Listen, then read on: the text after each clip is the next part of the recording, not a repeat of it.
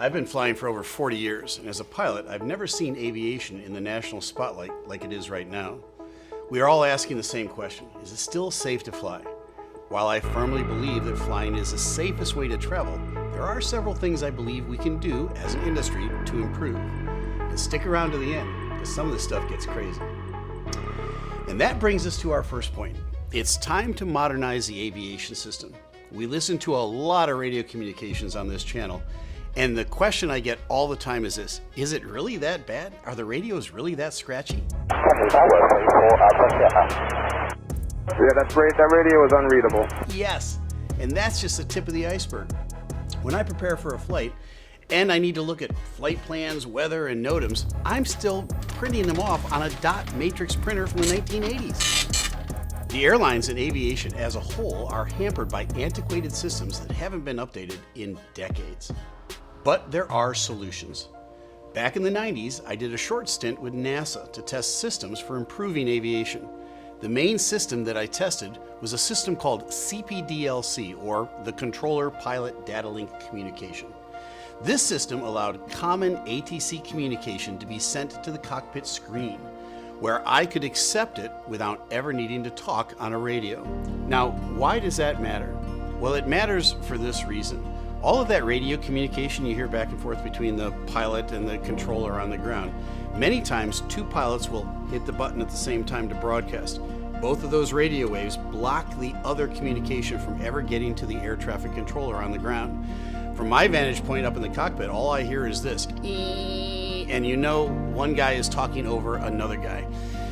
You have to wait until that's done. It sometimes takes 5, 6, 7 seconds for them to get done talking. And then somebody else will come on the radio and say, blocked. Now the air traffic controller has to repeat his instruction back over again. Many times that scenario is repeated again. It's cumbersome, it's archaic. We shouldn't be talking on the radios as much as we do. CPDLC has been instituted many places around the world, and it works brilliantly. CPDLC is extremely similar to sending a text to your friend. This system is common in Europe and the Asian countries, but we're still not utilizing it today in the US. This is one example of systems that are available today that we're not using. So what's the solution? Let's talk for a minute about the Airport and Aviation Trust Fund. This fund was allocated in 1970 to maintain and modernize the aviation industry. The money that was initially put in that fund sat there for decades. It grew a little bit. I think it's about $9 billion today, but it's money that for some reason the FAA just simply does not want to spend. It's like the comfort of having a lot of money in the bank account, but you need to make improvements to your home. The roof is leaking, the rain is coming down into the house, and we're just simply putting blue tarps over the whole thing. It's like having a road that you need to repair. Instead of filling the potholes with little bits of money, you need to repave the entire thing. And the FAA needs to dip into that $9 billion significantly to update the system in the US to bring it into the 21st century. I don't know why they won't. We need to get them to get off the schneid and do it. The FAA has not spent this fund well or at all, causing American aviation to fall behind the rest of the world. It's time to spend these funds and address the seriously lagging systems that control American airspace. So this brings us to our second point. It's time to raise or eliminate the forced pilot retirement age. Many of you may not be aware of this, but there is a forced retirement age for airline pilots, and that age is 65. Now, let me tell you a story. There didn't used to be a pilot retirement age. In fact, back in 1959, there was no pilot retirement age. And the head of a major airline was friends with the head of the FAA. In fact, they were golfing buddies. And he was complaining to his friend at the FAA that his pilots over age 60 were making more money than he was as a CEO. That being said, they concocted a plan back then to approach Congress with putting in the first ever pilot retirement age. And guess what that age was? It was age 60.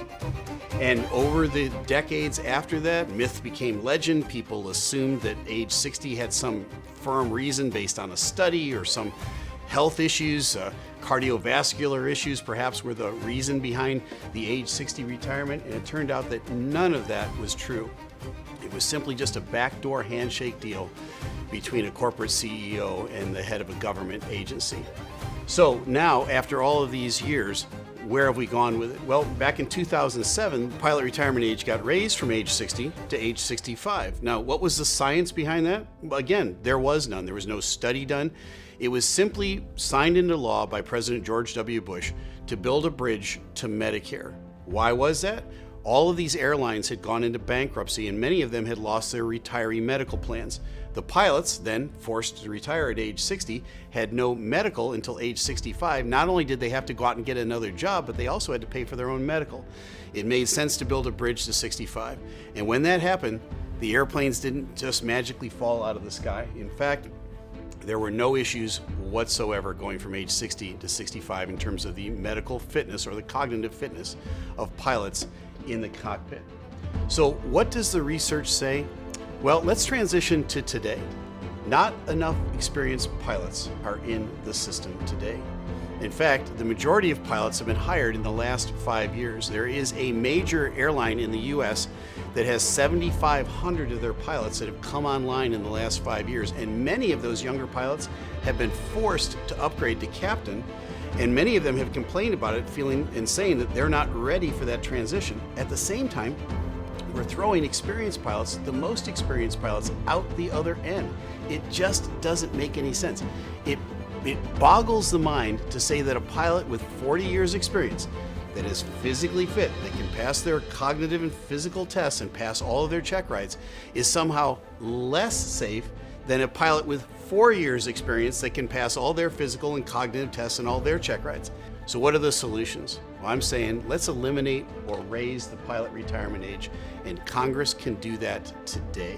It's going to, number one, help alleviate the pilot shortage. How does it do that? By keeping more pilots, experienced pilots, on the payroll. It's going to slow down the pilots coming in the back door. It also helps the military because they're short of pilots as well. Many of the pilots in the military go to the airlines. It's going to slow down that pipeline as well. By keeping more experienced pilots in the cockpit, we benefit from the years of experience that they bring, let's say, in a crisis. Many of the criticisms of raising the pilot retirement age is that somehow pilot reaction times have been slowed or diminished over the years. And I'm here to tell you that that is not an issue. Now, if I was a point guard in the NBA and I needed lightning fast reaction times, yeah, I might time out at a certain age. But as a pilot, I've actually learned over the years to slow down a pace. There's virtually nothing I do that I have to do in a big hurry. Most of what I do is slow down and let's walk a little bit slower through this problem so we don't create a secondary problem. That's something that a mature, wise, older pilot will bring to the equation for a younger pilot that's being mentored. Pilots are the most tested profession in the world.